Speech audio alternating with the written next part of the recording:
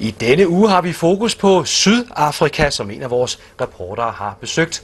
Og i dag skal det handle om sikkerheden ved VM i fodbold.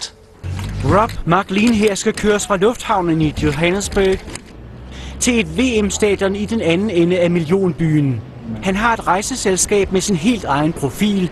In South Africa, staying safe is as much about avoiding the wrong parts of town. En GPS med sikre ruter We are heading to the Flag, Ellis Park. sørger for, at turisterne ikke havner i byens mest kriminelle områder. Vi fortsætter køreturen gennem Johannesburg. Vi trodser den anbefalede rute og kører gennem bydelen Alexandra, et af de mere usikre områder. There's a lot of poverty here, so the risks of a carjacking or a smash and grab is higher.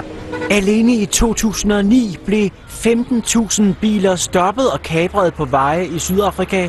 Derfor ser man langs mange veje skilte som dette.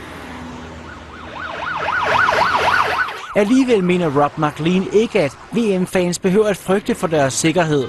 As long as they use common sense, they take local advice, and they act a bit differently than they might do in Europe. Oops, sorry, there's a policeman there. Det var kun et færdselstjek. Sydafrika lover, at der kommer endnu mere politi på VM-byernes gader, når VM starter i juni.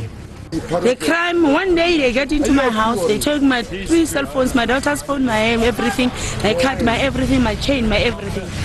Arriving at destination. Så nåede vi sikkert frem til Coca-Cola Park, den ene af de 2 VM-baner i Johannesburg.